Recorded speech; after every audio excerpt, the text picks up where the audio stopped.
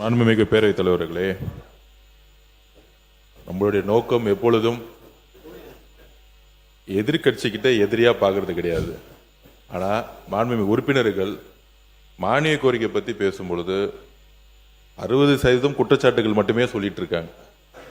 என்ன குற்றச்சாட்டுகள் சொன்னாலும் அது திருப்பி அவங்களுக்கு தான் வேணும். ஏன்னா 25 வருஷம் ஆட்சியில் இருந்தது நீங்க, நாங்க இல்ல.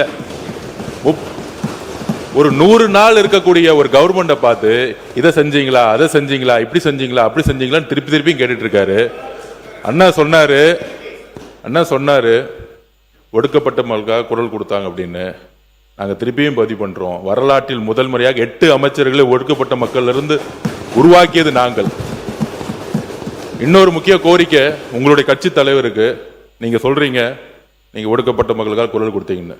இன்னும் அறிவாலயத்தில் டாக்டர் அம்பேத்கருடைய சிலையை தயவு செஞ்சு வைங்க, பெரியார் சிலையை தயவு செஞ்சு வைங்க. அண்ணா சிலை மட்டும்தான் அறிவாலயத்தில் இருக்கு. இந்த மாதிரி உங்க கட்சிக்கான அம்பேத்கருக்கான மரியாதை முதல் அறிவாலயத்திலும் தொடங்குங்க.